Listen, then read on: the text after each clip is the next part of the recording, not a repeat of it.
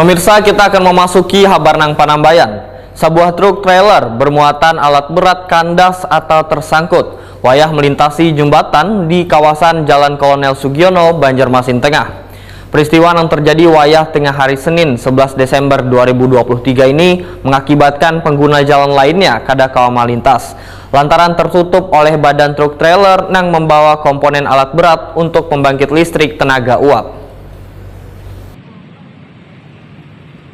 Sebuah truk trailer bermuatan alat berat, kandas atau tersangkut wayah melintas di jembatan di kawasan Jalan Kolonel Sugiono, Banjarmasin Tengah. Peristiwa yang terjadi wayah tengah hari Senin 11 Desember 2023 mengakibatkan pengguna jalan lainnya kada kawa melintas lantaran tertutup oleh badan truk trailer yang membawa komponen alat berat untuk pembangkit listrik tenaga uap.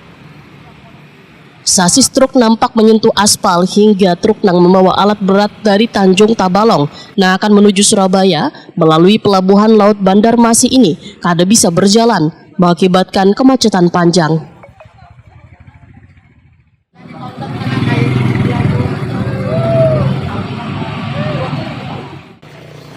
Sugeng, sopir truk Waitakwani Prima TV memadahkan bila belum pernah melintasi Jalan Kolonel Sugiono, Banjarmasin. Sebelumnya telah mendapat pengawalan wayah membawa trailer dan mendapatkan izin melintas di jalan tersebut.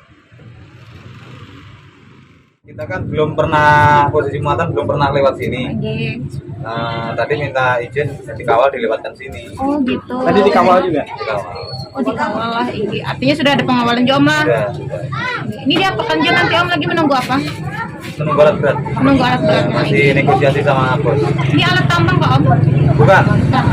Proyek PLTU. Hingga kemarin hari, truk trailer bernomor polisi L8892UV ini masih berada di parak jembatan kawasan Kolonel Sugiono, Banjarmasin Tengah lantaran menunggu alat berat untuk mengevakuasi.